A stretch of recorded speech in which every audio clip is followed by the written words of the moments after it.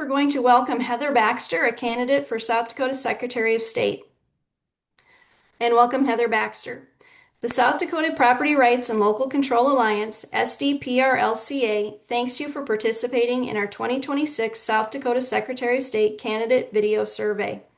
As a nonpartisan grassroots organization, SDPRLCA is dedicated to protecting private property rights and maintaining local authority. South Dakota GOP delegates are interested in knowing where the candidates stand on these core issues as they prepare to attend the South Dakota GOP convention later this week. First, we have a few ground rules. We'll start with an introduction of 1.5 minutes. You've been given 6 questions, of which you can choose to answer 5, and there's 2 minutes allowed per response.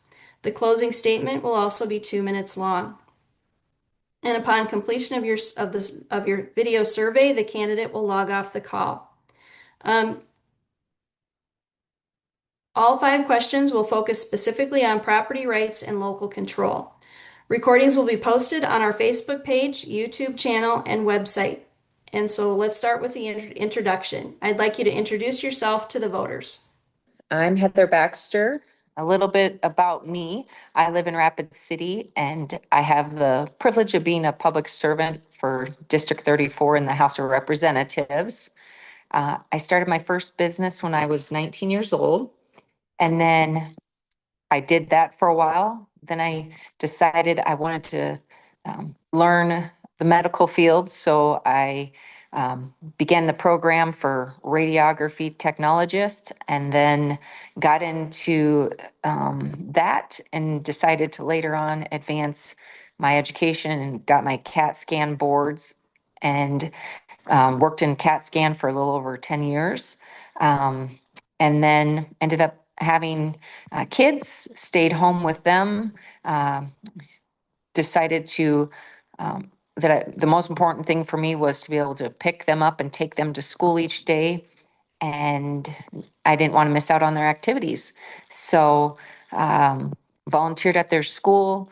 And then when they got into high school and that was no longer a cool thing, I decided to buy another business. And I had that up until I ended up selling it. And then that's when I chose to give back to my community that I live in, and ran the race for District 34 legislative position. And I have been a public servant since and have thoroughly enjoyed doing that. Let's go ahead and get rolling on question 1 here. Enforcement of proof of citizenship laws, SB 175. With the recent enactment of SB 175 in the 2026 legislative session requiring first-time voters to provide documentary proof of citizenship, what specific guidance and resources will your office provide to county auditors to ensure uniform enforcement without creating unnecessary administrative backlogs?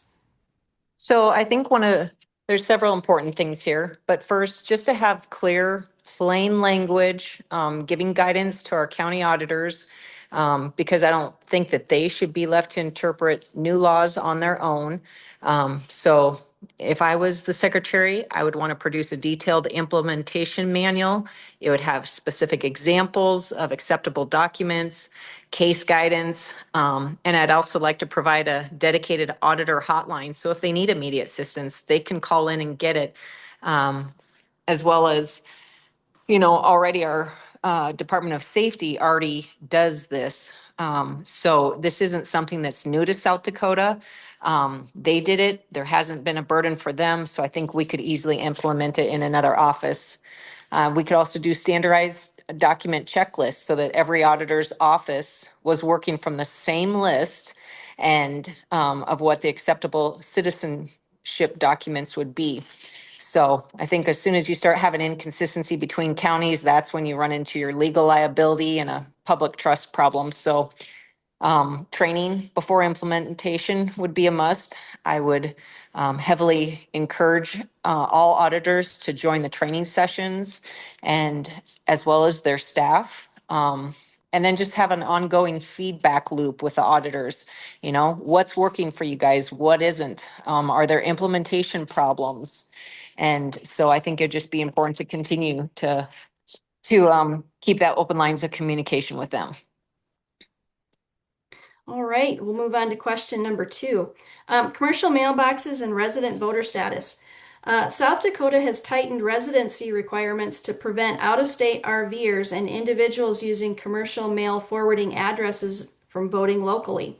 How will your office actively audit voter rolls to ensure only true physical residents are participating in local and state elections?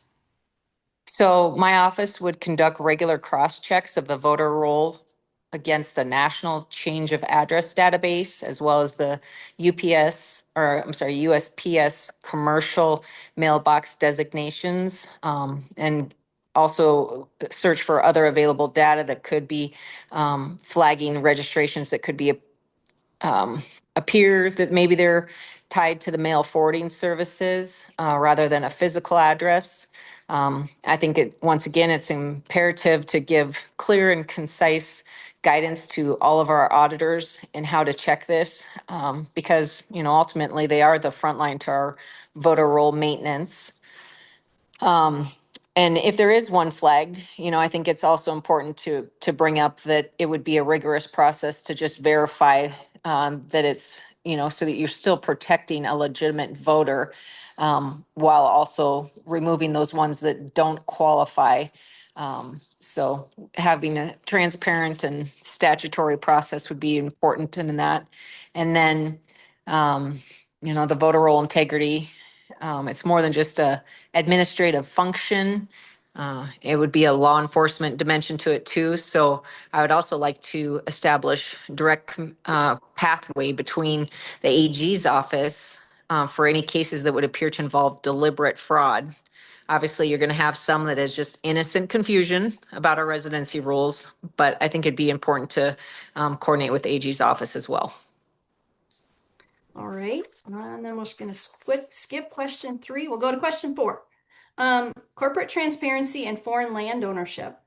The Secretary of State's office handles all businesses and LLC filings. Given growing state concern over foreign corporate entities and private developers acquiring South Dakota land for infrastructure or data projects, how will you use business registration disclosures to increase transparency around true corporate ownership? So I think this is one of the most underappreciated functions of the Secretary of State's office, and I think it's an area that we can do significantly better in.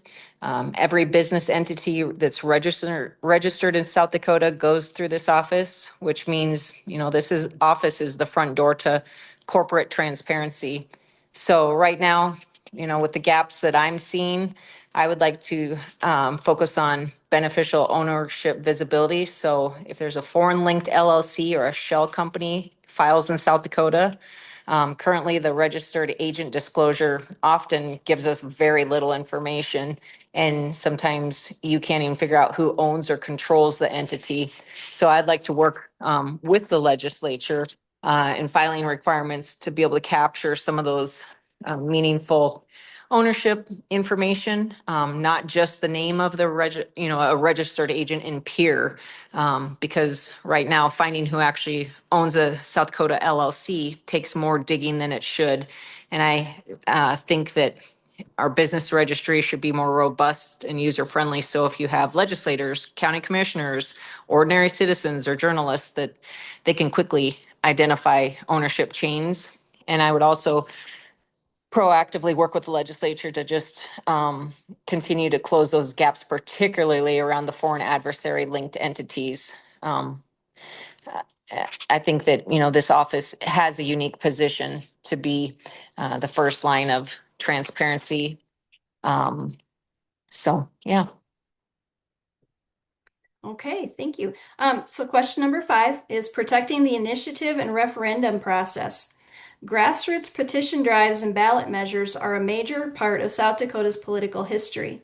What specific measures will you implement to ensure the petition validation process remains completely objective, transparent, and protected from partisan or corporate interference?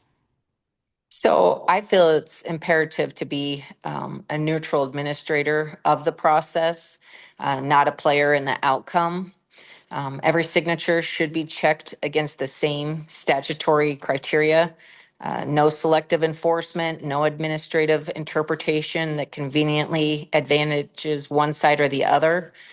The law sets the standard on this. I would make sure that my office would apply it uniformly. And I'd also implement a written validation protocol that is publicly available before any petition would be submitted, so that whether it's circulators, county auditors, and the public, that they know exactly the requirements and signatures, how the signatures will be reviewed. So no surprises, no moving goal posts on this. I think circulator and funding transparency would also be something else that's important. So paid circular registrations and funding disclosures would need to be complete, accurate, and then just easily searchable by anybody in the public. If outside money is driving the petition campaign, I think South Dakotans should be able to find that in 30 seconds or less on the website. And then, lastly, just neutral ballot title language, because, the Secretary of State's office does have a part in how measures are described to voters. So I would make sure to establish a clear, plain language drafting standard that makes the process for challenging ballot titles accessible and straightforward. Because ultimately, my job is just to make the rules clear, apply them equally, and visible to everyone. All right, our final question is number 6 here. Preventing executive branch overreach. As the chair of the State Board of Elections, you oversee the creation of administrative rules that carry the weight of law. How will you ensure that this board strictly adheres to the original intent of the legislature rather than allowing executive branch rulemaking to expand and create overreaching regulations for local election officials? So the importance of the Board of Elections is to implement what the legislature does. It shouldn't be to change the intent, to assume the intent, or come up with their own intent. So first, I would like to see that every rule that goes back to statute, so that before the board adopts any administrative rule, all staff would be required to identify the exact South Dakota codified law provision that authorizes it. Because if we can't point to clear legislative authority, then we don't move forward. Next, the county auditors are partners and not subordinates. So one of my biggest concerns with the current administration is that county auditors have felt steamrolled by the top-down mandates that aren't grounded in statute. So I would establish a formal auditor consultation process before rulemaking and not after, so that people running the actual elections can flag when proposed rules would create the unnecessary burdens that the legislatures never intended. And lastly, I would welcome legislative oversight. So because the legislature has the right to review administrative rules, I'd proactively brief the Government Operations and Audit Committee when rules are in development. Because again, transparency builds trust, and I'm a huge transparency fan. And it also keeps our board honest. So, basically the bottom line is that administrative rulemaking exists to clarify and implement the law, not to govern by regulation what couldn't pass by statute. So, my opinion, this office should always err on the side of constitutional restraint. All right. In closing, as we head toward the South Dakota GOP convention and election, it's vital that voters know how to reach you. For our final 2 minutes, please let the folks know how they can contact you directly, where they can learn more about you, and why you are the candidate that should earn their vote. So my cell number is 605-646-5573. Again, 646-5573. You can always call or text me with any questions. If you want to know to the question I didn't answer, I'm happy to answer that too. I just figured that's been talked about before at a lot of Lincoln Day dinners when I've talked one-on-one with folks, and these other ones I haven't had time to address. So website, baxterforsos.com. So BAXTERFORSOS.com. And that too will lead you right to an email link as well.